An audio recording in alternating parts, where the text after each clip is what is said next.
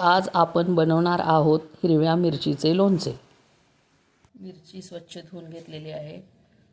परत हवेखाली फॅनखाली सुकवल्या, कपड्यानं पुसून घेतल्या, कारण पाणी त्यात ठेवायचं नसतं. रेग मारून मारला त्यामध्ये. मग त्यासाठी आता काय काय साहित्य लागते ते आपण बघूया. त्यामध्ये मी मोहरीची डाळ 2 चमचे, जिरे 1 चमचा, धने 1 चमचा, छोटा चमचा मेथी, अर्धा चमचा हिंग, 1 चमचा हळद, 1 चमचा आपलं साधं मीठ आणि 1 चमचा काळं मीठ, कारण काळ्या मिठाची चव चांगली लागते आणि ते लोणचं टिकतं. व तेल हे गरम करून घेतले. गरम करून थंड झाल्यानंतर त्यामध्ये हा मसाला मिक्स करायचा.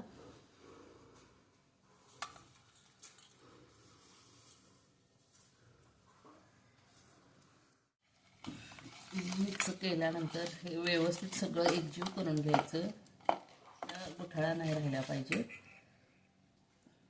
त्यामध्ये मी 1 लिंबू पिळून घेतोय.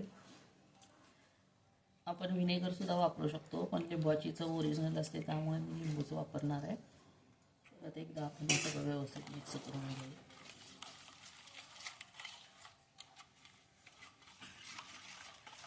त्यामध्ये आता मिरची टाकून घेऊ. सगळं एकजीव करू.